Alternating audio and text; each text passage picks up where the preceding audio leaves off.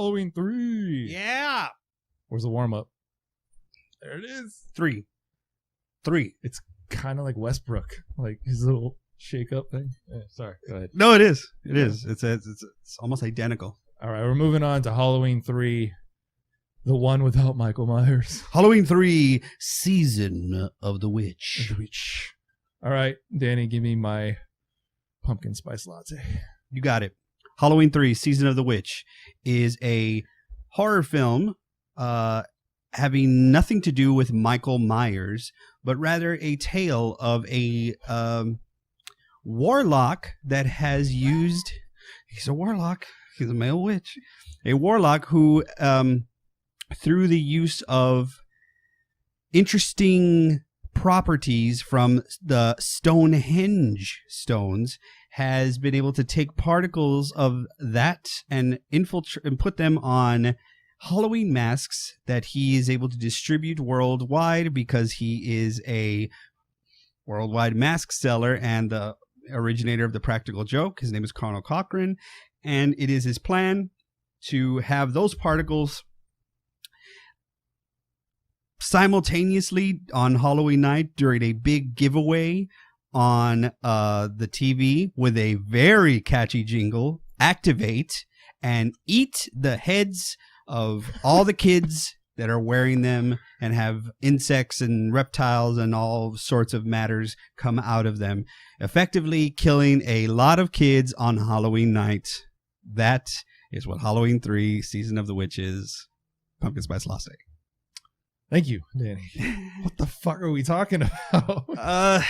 So, Lance, what happened was the Halloween franchise was still being put out by... This was another film being put out by Universal. Okay. And the powers that be were able to agree to what John Carpenter, Deborah Hill had wanted to do since the beginning. Maybe, but had this idea towards the end. They said, what if we, and Tommy Lee Wallace, who is directing this movie, who was actually the production designer and the editor of Halloween 1, confirms that somewhere along the line, somewhere dropped the ball, where they said, why don't we make every year on Halloween a Halloween anthology sort of story or movie, then itself could spawn its own sequels if you want. What a great idea. I mean, to me, it sounds like it could have worked. John Carpenter, Deborah Hill. I'm in. Yeah. What's the problem, though? With what? Why didn't it work? I don't know. That synopsis might have something to do with it. I don't know. I think the movie itself could have worked fine. I think it's a fine movie. Mm-hmm. The problem is you called it Halloween 3. Yeah.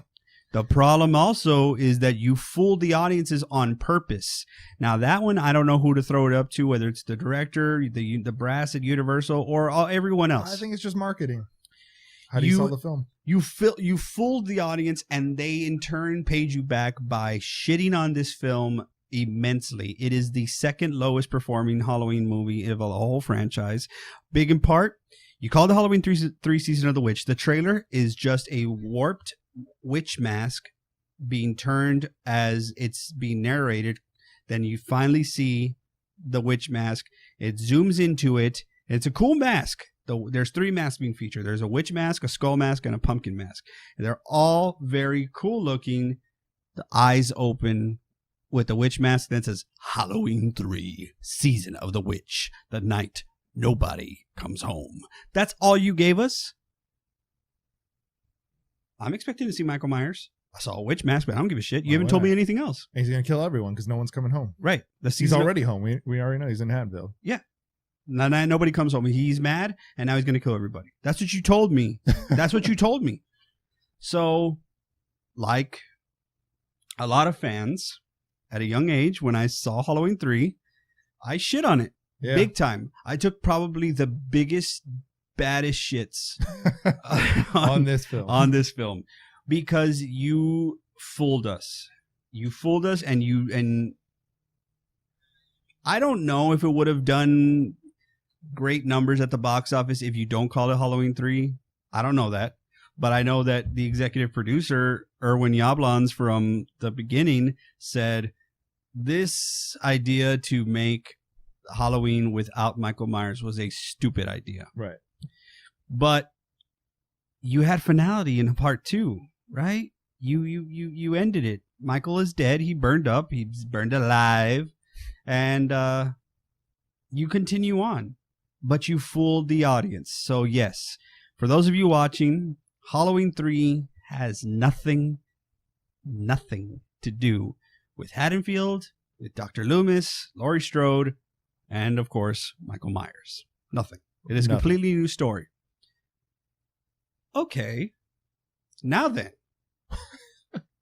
I absolutely love this movie. Same here. I love this. There's your twist. Yeah. I really love this movie. It is one of my favorite movies in the franchise by far. It's my favorite like Halloween season movie. Now, I shit on it just like you did. There's no Michael Myers. I don't give a shit. I don't care. It's cheesy 80s, blah, blah, blah.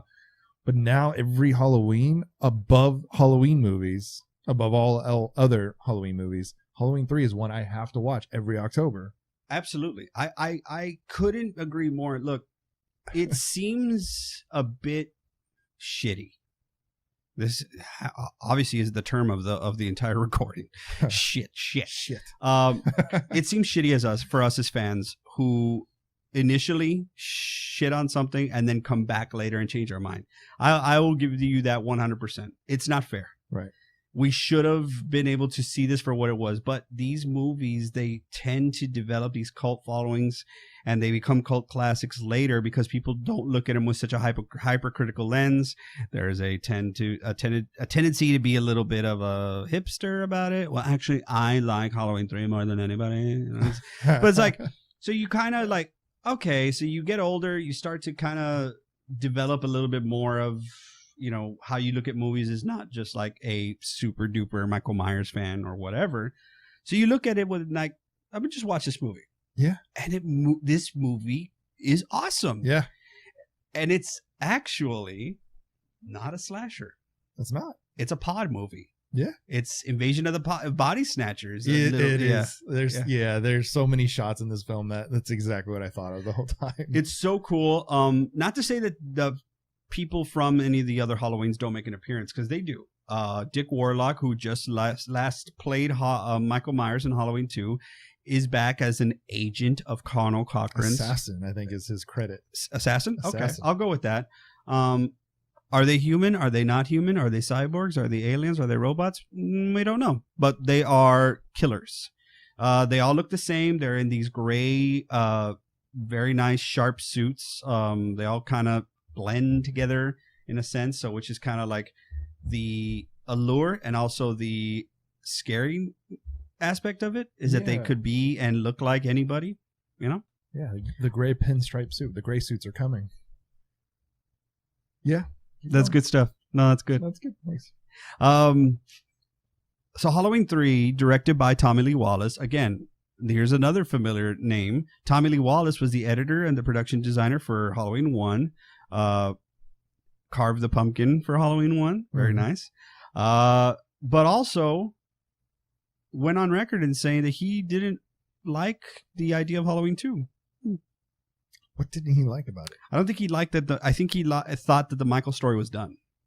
Okay. Which tracks with what they, meaning Deborah Hill and John Carpenter, meant when they said this was always and will always be a standalone movie. That's the way we view Halloween 1. But if you're going to make us make another Halloween movie about Michael Myers, here it is. Okay, now we're done.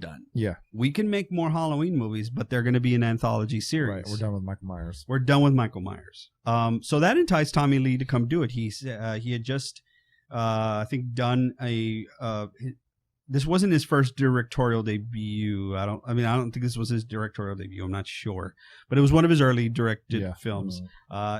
Pretty much, torpedoed his career right after because it bombed. And when it bombed, it bombed. Yep. People were screaming in the theaters, according to, Dick Warlock and anybody who went to watch it. They were like, "Where's Michael?" Like the end ends and they're like, "Where's Michael? Where's anybody?" They're still wondering. Is he going to come out at the end? Is he going to be the witch? No.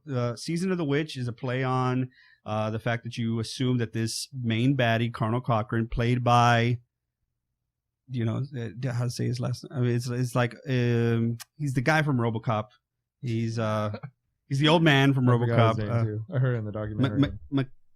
This is bad. Anyway, he plays the big baddie, and he's got this is going back to the autumnal, it's like autumn, Halloween, very fall, back into really digging deep in what is the history of Halloween. And it's a Celtic word. It's Samhain, as he says it. Yeah, we get the proper Celtic pronunciation of it. Yeah. And so what you end up having, oh, by the way, real quick, his name is Dan O'Herlihy. That's his name. Okay. Dan O'Herlihy is Colonel Cochran, magnificently played, but people didn't care. They didn't care. They didn't care how awesome of a character he was or how good of a baddie he was because there was no Michael. Okay, let's get over that. Yeah. Let's talk about and we love this movie because I really love this movie. It's effective. It really hits on the Halloween tropes of like the season and of the feel. And, sometimes, not because, slashers are not like the best form of horror or the only form of horror. They are the best. They're not the only form of horror, but, sometimes you can have aspects of both because there are some slasher aspects to it for sure, but there are definitely more so pod. Right. And one thing that I love about the film, obviously the score yet again is very 80s, a lot of synth. Yep. I believe John Carpenter worked with Alan Howard. Thank you. Yep. So it wasn't all John Carpenter, but there was a lot of John Carpenter in this. Well, what's interesting about this theme, and not to cut you off, I'm sorry, but like there's aspects of Escape from New York and The Thing in it. You could hear it. Yeah. I think they even said they used some leftovers or something, if I'm not mistaken. But something that is even bigger than the first two Halloween films is the consumerism. This is like, there's like a lot of little statements and a little intrigue about the world at that time. And the fact that these kids buy into this commercial and they all sing along the song, they're all wearing their masks as soon as the commercial comes on, they're singing along. They have to be in front of the TV. And I give props to Silver Shamrock for their marketing team and like, oh no, they along with all these kids. Boy, they absolutely kill it. They knocked it out of the park. The fact that all these kids have to have this mask and they know the song and they have to see the commercial. What other part of the market? Like, why are kids so drawn to this thing? I think there's like, when you were in school and you had, somebody walked in with for me, at one point, it was the latest pair of Bugle Boys. And that's why it's such a great statement is it doesn't fucking matter. It doesn't. Just eat it up. Yeah. And so they're doing it. I want to do it too. Right. So everyone has to have this Imagine mask. if you're the kid that doesn't have the mask. You know what I mean? Like, I'm the only idiot that didn't get the mask. Great. Well, I think about the Silver Shamrock's plan in this is like, well, we need a great marketing team because every kid has to have this mask. So the fact that they knew on this Halloween, every kid was going to want it. And like, you just got to give credit to the marketing team. Oh, absolutely. And the fake. Yeah. And I love that there was an actual commercial director. There was a guy who actually shot the commercial because there's so Silver Shamrock is the company that Colonel Cochran runs that makes gags, toys and stuff like that for, like when they were starting, but now is primarily making these masks. He was, in a way, it's like he played the long game. He roped them in, they trusted him, and then he was really going to get them at the end. Which is funny because we don't know this until the end of the movie. And my recent viewing of the movie was the first time that I actually paid attention to the scene when all this is revealed and the Hall of Fame scene is so amazing to me because it's like all this background on the villain of the movie. And I love that scene now because it makes so much more sense. This guy has been in your kid's toy box for years. Absolutely. And the parents have even played with the toys and you remember this gag? I forget the name of the gag, but gosh, I forget too. But yeah, he's a staple. Yes. So what better way? I mean, yeah, sometimes the best plans are the long, drawn out, well thought plans. Right. And that's what he did. So, he's an Irish man. He's playing Irish, which is where, the origins of Halloween started, and Donald Pleasance as Dr. Loomis references it in Halloween 2. What it was that because Conal Cochran has this moment with the main protagonist with Dr. Chalice, played by Tom Atkins, who isn't your he isn't your typical hero. He's not like a great looking dude, you know. But he's getting every piece of ass. Let's talk about that first of all. Dr. Chalice, holy shit, worst doctor in the world. He's more of a Bond. Yeah. He's more of a James Bond character. He's smooth. He's obviously sleeping with everyone because, you know, he has a connection with like the main 3 women in the movie. There's only 2 women I think that he doesn't like have a connection with or some kind of history with. Is it his current wife or his ex-wife in the movie? Ex-wife, who is played by actually a couple. There are a few familiar faces. Annie Brackett, Nancy Loomis is back as Dr. Chalice's ex-wife, fiery ex-wife. Pretty much, he's a doctor, right? He should be paid. He should be paid, you know, a good amount of money, and he's just kind of barely hanging on with seeing the kids, visiting the kids. Yep. It's established that like he's like almost like not happy to see them because you notice a part. He comes into the house and he's like got these 2 brown bags of what, like he got the masks, Halloween masks, and they're like, he's like, hello, and they're like, Daddy, and he doesn't really react. He just kind of like stares down. And then when they come around, he's like, hey, and I'm like, oh dude, you hate your kids, you know? Yeah. I mean, like, kind of plays them up like an uncle almost. Like, hey, here's your gift. All right. And they reveal that they're like, Mom already got us masks. Yes, nailed that one. I love that line. It's one of my favorite lines. Because he gets some of these cheap knockoff plastic masks, and they're like, Mom already got us masks, and they are the silver shamrock masks. So they, like everyone else, have the bomb, basically. Yeah, consume. Yeah, I still think, it's not fair that we ended up liking it later. But it's such a good movie. I if I can go on a personal little moment, this was the first movie that my fiance and I saw together. Like, really? Like as a movie date. Okay. I showed her Halloween 3 and we loved it. And was that like your test for a new It might have been, but at the time I was like, let's watch this movie and let's see how this goes. And you know, it was perfect. Like we watched it. I saw stuff in it anew when I was watching it with her, and she loved it, and it is our favorite come Halloween, just like you said. When it's Halloween time, because I was starting to watch a few of them recently, and I was like, hey, do you want to watch this with me? And she said, I want to watch it during Halloween time. Yes. So it's like, absolutely, it captures Halloween so well. It's a fun horror film. I don't know, it's different. It's not that dark tone that we're used to with Halloween movies, but it's cool. It's fun. Yeah. It doesn't take itself too seriously, which I need in a lot of my 80s horror films. I needed to kind of pump the brakes a little bit. You know, you can, but you don't need to be totally serious. I think, you know, there are subtle levels of how ridiculous it's going to be. First off, going back to Dr. Chalice on how he's the worst father / doctor in the world. The movie starts with a man being chased by these assassins. Yeah. And he has one of these Halloween masks. He, without going into too much detail, he gets to safety to where someone takes him to the hospital where Dr. Chalice is.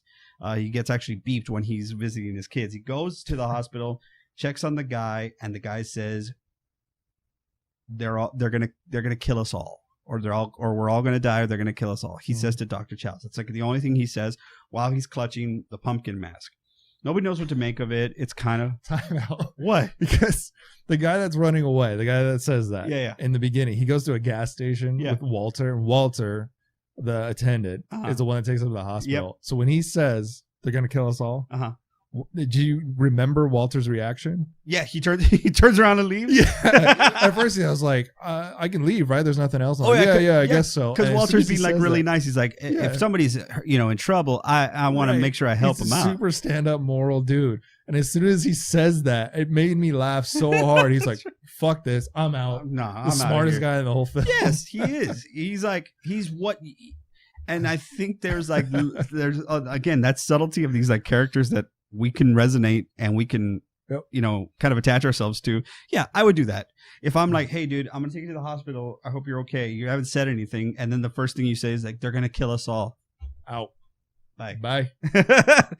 So that is hilarious. But that's all that Dr. Chalice sees. He's like, all right, put him under, give him a sedative, because he's not hurt really. I don't think he's just kind of like he's been running and he survived being attacked by these assassins who never missed their mark, really. So he was able to get rid of one of them, which was in a pretty cool way.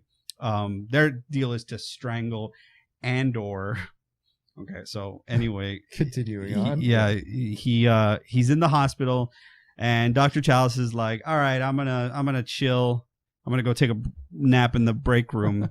Pinches the nurse's butt while he does it. I know, man. Very ridiculous.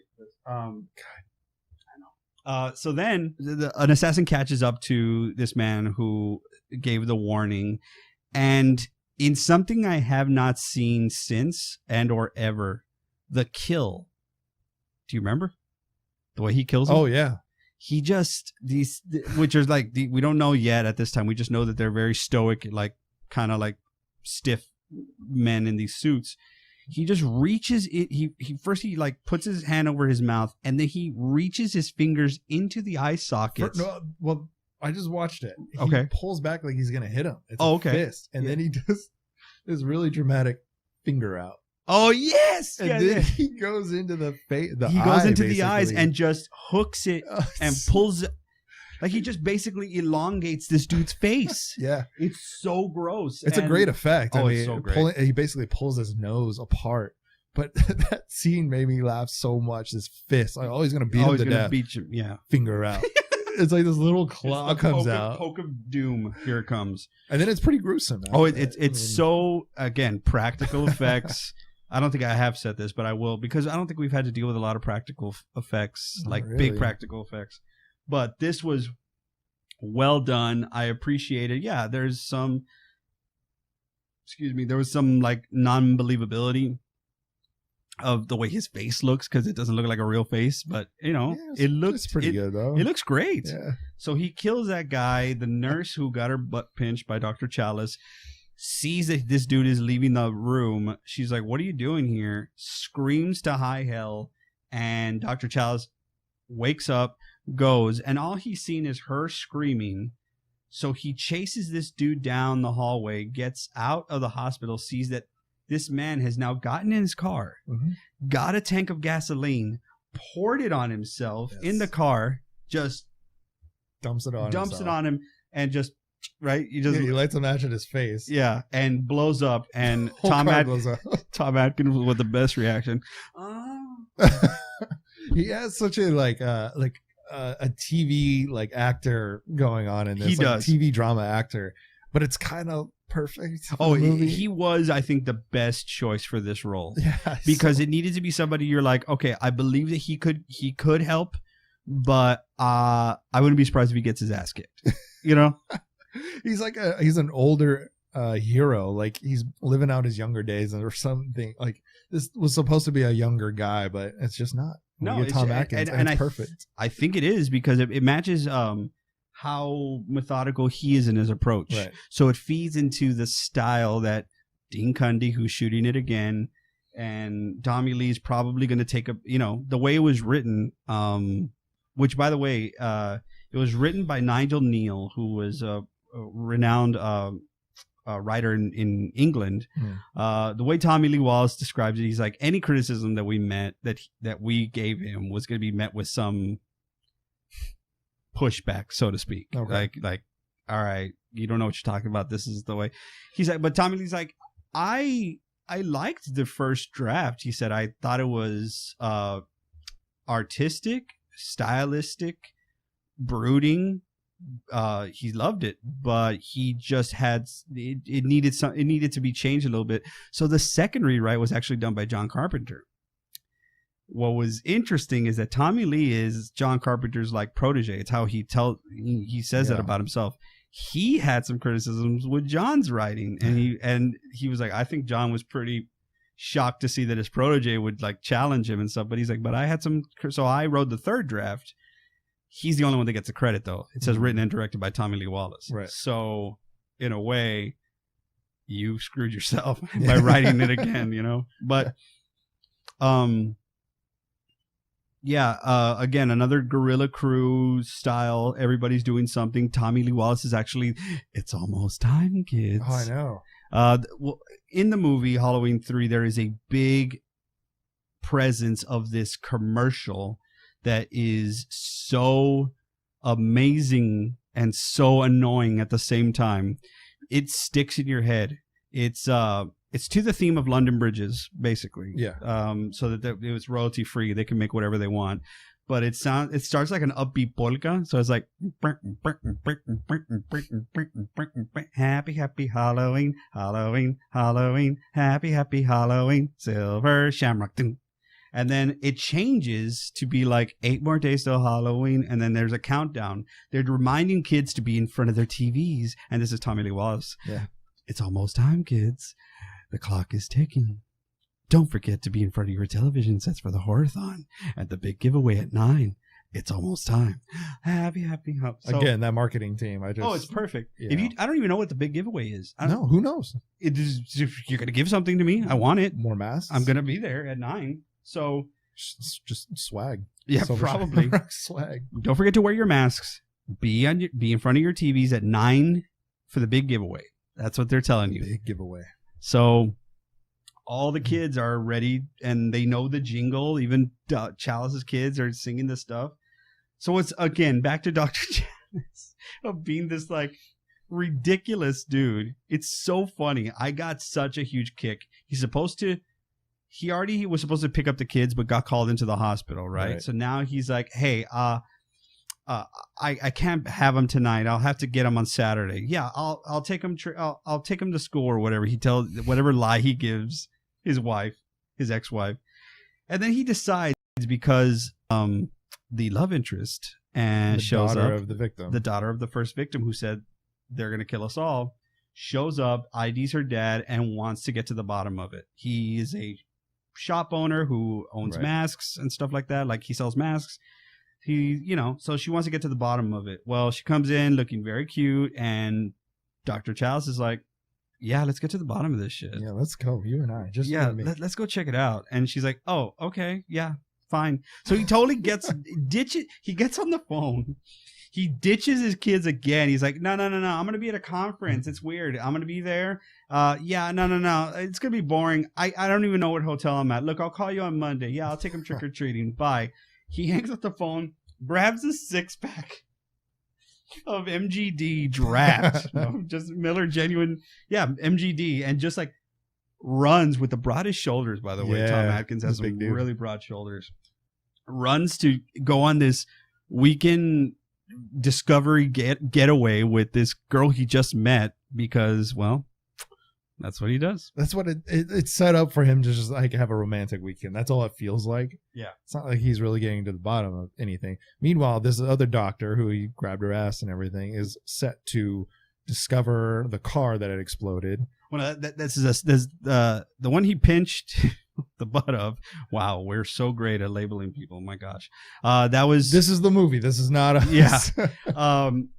That was different than the lab technician. Okay, so the lab technician, who he has a history with her. She kisses him in the beginning, I believe, or something. Yeah, so then they're in constant contact throughout. But I was so confused by like, wait, there's a lab technician at the same hospital that he works at? He's a doctor, right? Right. What kind of doctor is he? And she's like going through mechanics of a car and all this kind of stuff. And I'm like, shouldn't she be at like the police station? Right. She's checking she's trying to do an autopsy on the assassin that blew himself up, but it's revealed she's like, somebody must have done something wrong. All I'm getting are like motor parts or like machine parts. Right. She's never given a body. She's playing around with like ashes and mechanics the whole time. So that's what confused me of like, You gave her car parts? Yeah, you can't decipher that there's no body here. Okay. You know what I mean? I don't know. There's something about it to me that it was just her character just kind of seemed... That was a little off, but it was like, it was just to serve the idea that we know something's wrong with these assassins. I guess it's essentially the Ben Tramer of this movie. A little bit of a misdirection, red herring. But yeah, Okay. Besides that, the movie really just kind of, goes on this pace that we have come to know from these Halloween movies. So in that sense, it's very true. Yep. It's very true to the Halloween style that it keeps this methodical, slow, establishing shots. They find this sleepy town of Santa Mira, yes. right? Where they go, that's where the Silver Shamrock factory is. They go check it out. It's a factory town. Yeah. So everything runs around the factory, essentially. Everyone there is supposed to be a worker, but... It's that small town feeling when you drive in and everybody's like, who's that? Why are they here? It's set up so creepy, which is awesome because they establish right away, as soon as they drive into Santa Mira, there's cameras on them. Right. And the cameras are rotating, so you know that you're being watched. CCTV. And then every storefront has a person, a resident in there looking out the window. Who the hell is this? Right. What was this car? Who is this person? That's how small this town is supposed to be. And I think he even says, "Oh, factory town." There's some like punch in your face dialogue. Did you get it? It's a factory town. Yeah, but that's okay. You can't see it. Well, anyway. It's a factory town. Yeah, it's small. So it's a very creepy old school town. So we know that we set that up. They head to the motel. The score is setting it up too. It's very nice. It's like it's all at a drawl sort of thing, at a slow sort of pace. So they decide they're gonna mask themselves. Pardon the term, but they're gonna masquerade as a married couple who is just passing through. So they find the hotel and they talk to the guy who runs the hotel, and he's just this chipper, older Irish man. He's like, "Oh yes, you've come to the right place. It's what does he say? It's cozy, it's quiet, and the price is right." I'm like, hell yeah, I'm gonna go to that hotel. Yeah, you just sold it to me, and I haven't even seen the room. But what's hilarious is he's so welcoming, and yet the whole town was looking at them like, "What the hell are you doing here?" I know, right? What are you doing? Who's it? But and he's like, "Yes." Yeah. But that's it, right? Like you pick the one guy that's going to be welcoming to you, whereas if you had gone to anywhere else, they would have been like, "What do you want?" They would. But anyway, it does have that sense of everyone's in on it, right? So even though he asks Ellie to kind of keep the innkeeper, keep him distracted while he goes and checks the books. And then he dad jogs his way over to the lobby. Still with the broadest shoulders ever, and it's fine. But what he finds out is that her dad was staying there. Right. So there's a little bit of detective work that he's doing. Insert the most obnoxious American family in the world. The Cupford family. Yeah. Buddy Cupford. And he has been invited to the Silver Shamrock factory by Colonel Cochran because he sold the most masks in the entire country. That's right. And most people are going to the factory from out of town to pick up orders. Right. To pick up orders. We're introduced to somebody else. Right.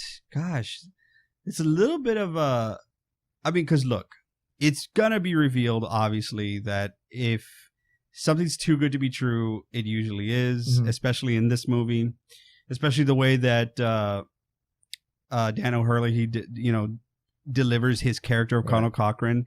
It's a shit-eating grin. It's like, there's something happening behind his eyes, where he's like, "Oh yes, don't worry, folks, everything is under control." But again, we have the legend of him, like the town is talking about him in this certain way, and he even drives past when the motel owner is talking about, there's Mr. Cochran now, and you don't see him in the car. It's a Michael Myers-esque drive-by where you don't see who's in the car. You see a creepy car driving by. But the Cupford family. Let's talk about the Cupford family. Little Buddy, their little son, fucking obnoxious kid. Yeah. Just they're in a Winnebago. They hit the brakes really hard because they almost hit Dr. Chalice as he's just walking. The bike flies off that's belonging to a kid, and it's Little Buddy's like, "Did you break it?" And he just gets on the bike and starts pedaling in like a one fell swoop. And his mom, the wife, is just like, don't go into the street. And he flips her off. He's like, ah. Does he? Yes. I saw like he puts the hand up. No, he flips her off. The finger comes up. Yeah. Let's go. How much? Right. Let's make some money. Make a bet out of it. No, he does. He flips her off because he's this little piece of shit Right. Veruca Salt we kid. hate him. Yeah. Oh, I'm so glad you said that. Keep going. Yeah, he's very much Veruca Salt style. Like, I don't care how, I want it now sort of thing. He is going. You're like, I don't want a kid to die. I don't want a kid to die. But if that kid dies, I'm all right. It's all right. Because look, this movie takes a huge risk. It does. It kills kids. It does. You can't The whole do movie that. is about killing kids. You can't do that today. Yeah. Could you? Could you make this movie today? No, there's a big thing about that. John Carpenter even mentioned that, like, we can't kill kids. And it's how they're killed. It's so heinous. I mentioned it in the pumpkin spice latte. I was like, gruesome. It's very gruesome. Not only does the mask eat your face through electrical properties and magical properties of the Stonehenge stones that are activated by this. You can't help but laugh when you describe it like that. It is a bit odd, far-fetched, but like anybody who's seen like Outlander and all these, it's always been a thing that Stonehenge has magical, especially witchcraft properties or like the connections to it. I've seen it referenced many times, so it does not surprise me that they went this way. It's just that they actually bring the stones to Santa Mira and are just freaking filing off parts of it and just putting it. It's how it's like a little magnet on the back of each mask that says Silver Shamrock, and it's the emblem, and that is the thing that gets activated with the commercial. Yeah. So when the commercial goes into that, it just goes into this high gear. It's supposed to activate the mask that eats the kid's brains and face. It peels off their face, and then they fall in a bunch of like, what do they got? Crickets, snakes, a rattlesnake. Yeah, it was a rattlesnake. Yeah. I'm jumping ahead, but like, let me just say. It's fine. There's something else that you mentioned, and it's when they go to the factory, and it's one of my favorite lines. Because they actually showed the stone from Stonehenge, and he's like, "You wouldn't believe how we got it here. You wouldn't believe it." Yeah, it's so like, I guess we won't believe. What did you do? I don't know how you got it here, man. I smuggled it. It's the funniest line in the movie. He's so, and again, another reason why I think this is so good is because it hits my style of what I think a boogeyman. A boogeyman is scarier this way. When Chalice is, because like, and we're going to be jumping all around, sorry about that, but like, there's a moment where Chalice confronts him and asks him why he's doing it, and his response is, "Do I need a reason?" Woo! When he said that, I was like, no, you fucking don't. You don't need a reason. But he does have a reason. But he gives a reason anyway. Okay, so let's backtrack a little bit. They go to the factory, Tom Atkins and Ellie. They go to the factory to check on her father's order. Right. They're using it as a bit of a guise. Yeah. Right. They need to get into the factory. They want to get more information about Ellie's father. So they check in on the order saying, "We never got it. What happened to it?" And they say, "Oh, somebody picked it up. We would like to speak to somebody else." Enter the Willy Wonka family, as I've been known to. Yeah. I'm so glad that you said that, because I literally have it in my note. The Buddy Cupford family belongs in the Willy Wonka factory. They absolutely, yeah. They're just they just kind of fall. They check all the marks of one of the families that goes in there and just fucks it up. Yeah, they're obnoxious from the buddies that like overbearing salesman. The wife is like, I guess what you would classify as a middle America trophy wife. Yeah. That's, I'm not being rude, I'm just being realistic. But she's like, she's got a little bit of Violet in her when she's like, like, "Hi, how you doing?" Like openly hits. Did you notice the way he introduces his wife to Dr. Chalice? He's like, "Hi, Buddy Cuthbert." That's my wife over there. Yeah, that's right. And she's like, "Pleased to meet you." I'm like, what is the nudge? Yeah. What are you telling me? Okay, maybe you're swingers? I think he's just hamming it up. I mean, we just don't want to like them, right? We can't like them. We want them to. Out of all of them, I was okay with Bud, like the main guy, Buddy. He seemed like just a bit of a dope and stuff, and it's like 80s character. Yeah, he never grew up. He played with toys. Yeah, absolutely. Yeah. But right, they attach themselves to the Cupfort family. They attach themselves to them because they're going to go on this tour of Silver Shamrock Factory. He's the top salesman. He's the top salesman. He's going to get a guided tour, but it's all a ruse, of course. So Chalice and Ellie attach themselves to it because Cochran is, he's like, oh, I heard about your problem with the order. I'm about to, reimburse you free of charge on me. Everyone's like, oh, isn't he the greatest? Yeah, he's the best. He's like this huge benefactor because there's no reason to suspect him up till now. They're like, oh, this is what? Mr. Duncan in Home Alone 2. He's like this sweet old man, Right. They actually talk about him when they go to that room that I've been talking about, the Hall of Fame, as Mr. Buddy the Hall of Cupper Fame talks about it. They show these great masks on the side. They show all these old trinket toys, and they go into the background of the fact that this guy has literally been in your kid's toy box for years. He's been in your parents' toy box for years. This company has been around.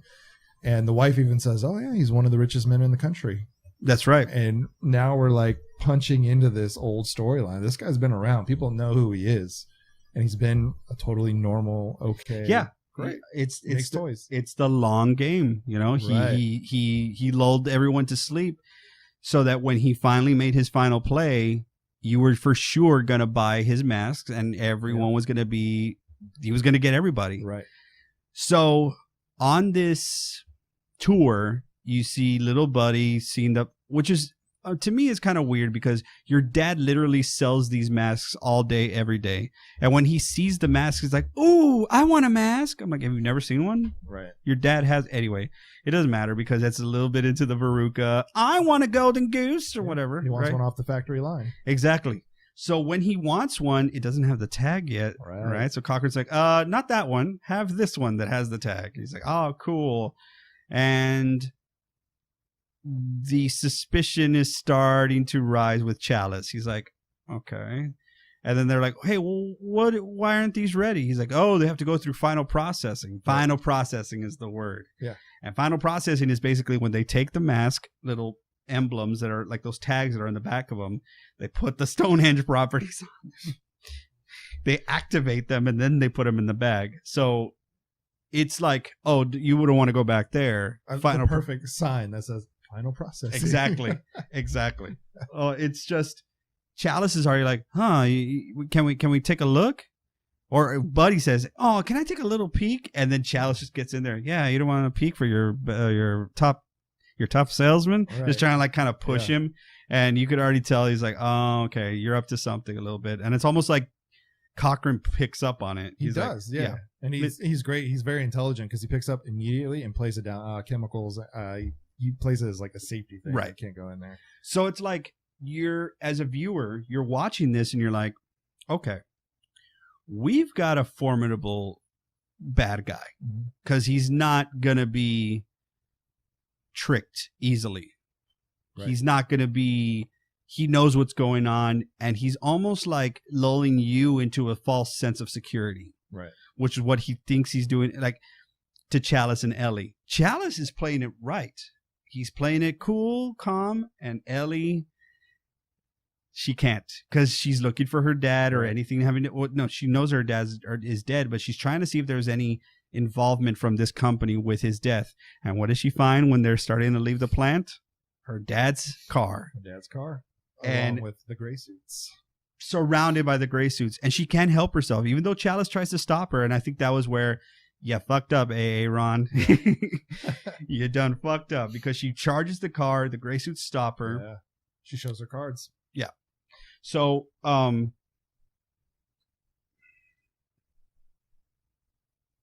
then we go back to the hotel. And this happens now, right? It's after the tour. Mm-hmm. Yep. Either it happened before or after the tour, but we gotta talk about the most unrealistic hookup of all time. Dr. Chalice is just, Tom Atkins has just been throwing his broad shoulders all over the place. And, him and Ellie go back to the hotel, discuss what's been going on, and they get together and they have, they have an amazing sex scene for the 80s. And for the 80s. Yeah. Amazing sex scene. Amazing sex scene. Here. Yeah, I mean, look, it's amazing in the sense is like Tom Atkins, he even laughs at himself. He's like, I don't know what I was doing. I don't even know why I would be the one doing it. I mean, look, he's like, if the brawny man had a little bit like stopped lifting trees, he's just he's got the there's a bit, he's got the mustache. He's very cool looking, but it just doesn't make sense because she's gorgeous and way younger than he is. They actually mentioned that. Yeah, after how old are you? She's like, right after they've already so after they already did it. So stuff starts to kind of go off the rails at this point. He runs into the drunk of the town, the bum. Yeah, the bum who's like, wanting to pull off of. I think this is actually before the tour. Well, one thing that he says that I want to go back to is the bum says this, and he gets taken out after, but he says the words, "This is the last Halloween," and he says, "I'm going to take a Molotov to that factory, and I'm going to take it down." So it's this foreboding of somebody else is in on the secret of what's happening here, and they want to take out the factory. But he says last Halloween, and it comes up again throughout the movie, is the last Halloween line. Other characters say it, I think, 2 or 3 more times. Okay. And it's really interesting to me because it was, at the time, John Carpenter, Deborah Hill, everyone's last Halloween. Yeah, and if you're looking at the way the movie should end, it should be the last Halloween. If you kill this many kids, and nobody's going to do Halloween. Again, that symbolism, that theme is apparent in this one as the last Halloween. So at one point, I think we kind of got a little confused about what. But anyway, after the tour, they see she charged the car, and that's all they needed. Right. So they abduct her. They abduct Ellie, and Chalice he didn't see it happen, or he's trying to play catch up. So it's time that he's like, all right, you guys got her. I got to show my cards. I gotta try. So he tries to infiltrate. They catch him because he's trying to find her. He knows that she's there. Right. And that's when Colonel Cochran decides, I'm going to be the typical villain, and I'm going to tell you all of my plans, starting from the top. That's when we learn everything about Stonehenge. That's when we see an actual demonstration being done to the Cuthbert family. Right, the kid. They put him in this. They put him in this room where there's it's like a TV, and there's this. It's like a living room, right?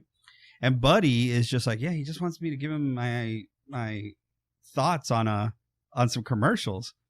Kid's got his mask on. They're acting like it's the giveaway, and it eats his face. There's the look of the kid pulling off the mask. It's so well done. It's so gross. It's cool because it looks like the mask is melting on his face when he starts to tear at it, and then you start to see all the snakes and everything once he hits the ground. It's a cool ass effect, but I always love the hands in the mask and the look of it melting. Remember the kid who played Little Buddy says, he's like, they only had one of those. I had to get it right in the first time. He's like, I remember them telling me, they're like, yank on it, but we only got one. Yeah. We could only do this effect once or something like that. Much pressure for a little kid. It is because even as an adult, I've been on sets where they're like, all right, this is it. We only got one take because of whatever, something's gonna expire or something's gonna blow up or whatever. And they're like, get it right the first time. And you're like, okay.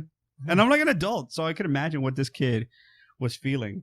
But yeah, it's, all the creatures that come out of him kill the rest of the family. They either die of shock or they get bit by snakes, or and it's revealed to Tom Atkins that this is what's going to happen to every kid. And he does this awesome choice as an actor as he's seen this. Yes, the hands. And he puts them down. I mean, I read it as, my kids have these masks, but also he doesn't care about his kids that much. So I don't know. He tries to warn his wife. Yeah. He calls her when he's trying to sneak around. Tell him to get rid of the masks. I don't know. He goes really high pitched, and you could hear his wife, played by Nancy Loomis, like, you're just jealous. Fuck off. Yeah. And just, You're a bad dad. That's what happens. you reap what you sow. Yeah. So from then on, it's pretty much. So they have him tied down. We got to talk about the Halloween movie. Yes. So back to when I referenced when he says, "Do I need a reason to do this?" Mm-hmm. Is when he goes on his little talk about the reason I'm doing this is because. Well, what does he say? He's like, Buddy Cuthbert was right. I love a good practical joke, and what better joke to play than on all the kids in America? He's Mm-hmm. like, or in the world. He said that I think that was his reason, was just to do it, Well, right? it goes back to the witchcraft part of it. That's right. And yeah, There were sacrifices. Right. There were sacrifices, and this was what children burning, animals burning, blood everywhere. And the first when the planets were aligned, because he Yes. talks about that The too. alignment of the planets. Yeah, when the planets were aligned, and 3,000 years ago, the first festival of Samhain, and the hills ran red. Oh, that was cool. He's just saying that, like, it's time to do it again, and he's going to do it because 3,000 years ago, if I'm correct, is when the last one happened. The last alignment happened. right. So he's like, it's time to do it. So he planned it. Yeah, and there's a scene where Tom Atkins is going through the factory, and he comes across that knitting, the person that's knitting, Yeah. the woman that's knitting. Yeah, it looks like an animatronic. Yeah, and the head falls off, and it's revealed that this mechanical human is from 1785. Yeah, he said, oh, that was an antique. Yeah. Yeah. Like, we'll never be able to rebuild it or something like that. But you see the mechanics of this old. And I would text you about this. Like, did you ever see Westworld? That's Now, why. his character Okay. reminds me so much of the newer version of Westworld. Right. Anthony Hopkins and that character, and building these robots. But again, it goes back to the idea that this guy is not new to the game. So Right. there's no reason that this is not going to work. Right. And you've seen it.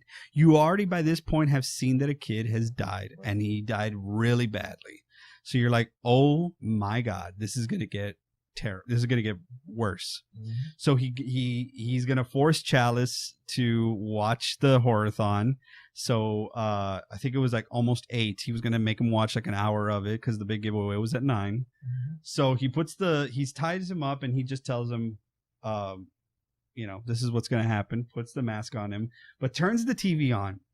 Well, what is playing during the horror-thon? The immortal, the classic. Halloween 1 is playing during the horror-thon, which makes probably everyone's head in the theater explode. At that point, Yeah. Absolutely. I would have. I've been like, oh, fuck. Jesus. But the music's playing. Like the extended trailer of the music is playing during Right. this part. You're like, that's the chase scene. It hits to the point he's about to say bye to Chalice.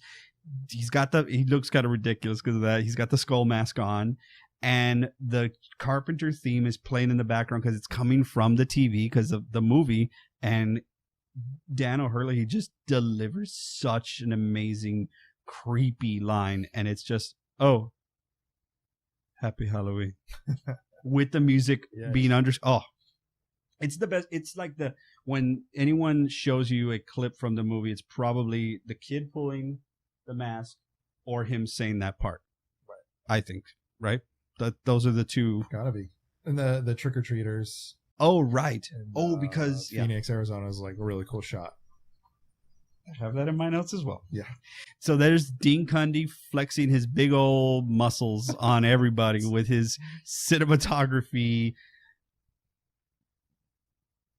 awesomeness. Yes. So what you see is while Chalice is being tied up, you see all throughout the country kids grabbing the masks, and it's like referencing, this town and this town and this town. And then there's a awesome scene shot, and it's the sun is already set. It is like almost dusk, or it is dusk. And you see a witch, and you see these kids walking on the hillside, and all it is their silhouettes against the orange sky. It's like a beautiful orange too. Oh, it's the best shot in that movie, and it's one that really sticks out. And it's like, you can only get that at one point of the day. Yeah. And then you're using kids. Like, that's very impressive, because like anytime you work with child actors, it's, sometimes it's difficult, but just walk, it's fine. So it's showing that the whole country is going to be affected. Well, wouldn't you know, old broad shoulders himself manages to get manages to get loose, gets out of his chair, throws the mask he has. Did you notice this? Throws the mask he has on the one camera that is in the room, and it lands perfectly on it. Of course it would. So he's covered his tracks a little bit so he can go look for Ellie, one, and then, try and sabotage the plan, two. So he finds Ellie. He had already seen that she was there. Right. Because, Cochran showed him that she was just like tied up. The whole plan. Huh? The whole plan was revealed. Oh, yeah. He showed her everything. So he gets Ellie, and it's time. He's like, come on, follow me. And she's just like, oh, she's in a daze. She doesn't really say anything, right? So then they go. And they take off, and he does a big sabotage where he turns on all the computers so that they could start playing the part of the commercial that activates Stonehenge and basically those chips. Yep. But he gets a big box of chips, takes the Silver Shamrock, goes up into the rafters, throws them down, and while it's playing, everything gets electrified. Everybody gets killed. Sparks, all the chips are coming down, and everyone apparently working for Silver Shamrock at that point gets like deactivated. They're all mechanical, and they all die and drop except for Cochran. There's one left, and he sees what's happening. He's just like, he's an older man. He's not going to run at anybody, right? He just sees what's happening. He looks up, he sees Chalice and Ellie, and now it makes up. He just does this. So it's such a cool moment. He just looks up at him, and he just goes. Yeah. Just give him the little smallest golf clap.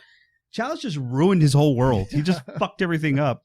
Then Cochran gets zapped by Stonehenge as well, so he evaporates. So now it's only a matter of let's get out of here and try and warn the world about, like, let's have him not play this thing. So it's him and Ellie, and they're driving, and he's like, God, I did it. I destroyed the factory. I saved the girl. I'm out of here. Except twist. Ellie grabs him, tries to kill him. She's been converted to a robot. There's actually a fan theory. Was she a robot the whole time?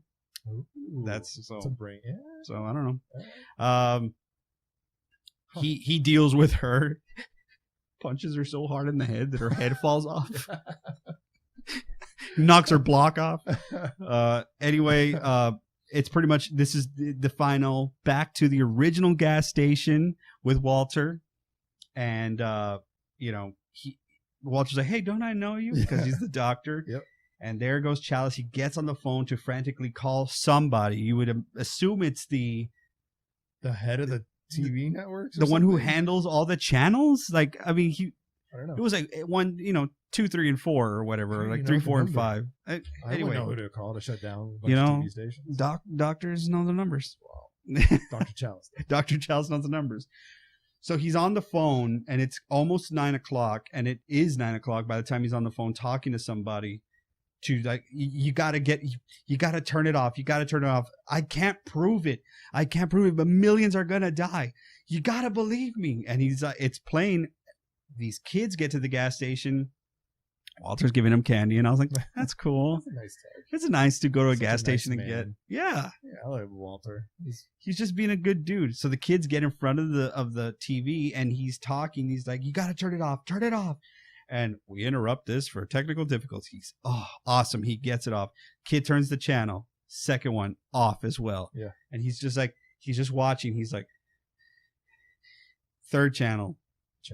Channel 3. It's not off. Nope, still playing. It's still playing. And he's like, you got the third channel. The third channel is off. Stop it. Stop it. Stop it. And it ends with him screaming into the lens, stop it. Yep. We don't know if they stopped it. I don't think they did. It's the last Halloween. He thinks that they stopped it. Yeah. Atkins does. But because he's the hero. He has to be the hero at the end. He has to make it. But I'm with you. I like the idea that they didn't stop it, and there was a massacre,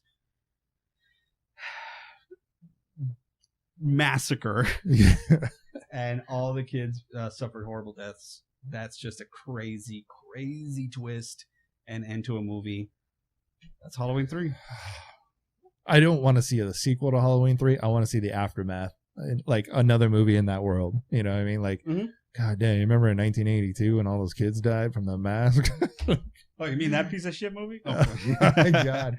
I love this movie. This is a great Halloween holiday film. What do you rank it? And I mean, you can tell I'm a fan of this movie. I love it so much. I think as far as what I want to give it as a rating is going to be one thing. Where I rank it, I can't put it in the ranking of the Halloween movies. It is in its own category by itself because there's no Michael Myers, so it's unfair. Okay. But if I'm going to rate it, it's going to get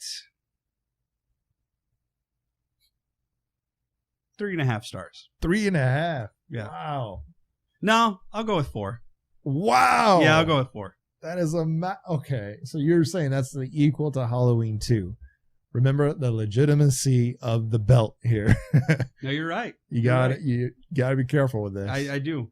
Hold on. Let me think. You do yours. I don't want to do halves, but I can't say a 2. I want to say a 3 just because I enjoyed the movie. Again, you can't compare it to another Michael Myers Halloween film.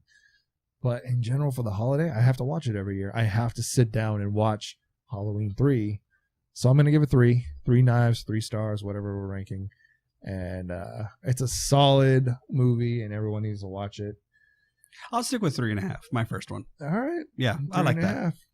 I think that's generous, but... No, but I think it's a good movie. I think it's a good movie, and that cannot be said by every movie in the series. That's true. I enjoy the hell out of this movie every single time I watch it. So, anything else to say about it? If you have not watched this movie, watch it. Get yourself a 6-pack of Miller Genuine Draft. Get yourself a nice, cozy hotel room, and watch the shit out of it. Yes, I totally agree. Yeah. Go watch Halloween 3. Do not expect Michael Myers to be in it. Just watch it. Enjoy it. We'll see you next time for the return of Michael Myers in Halloween 4. Bye.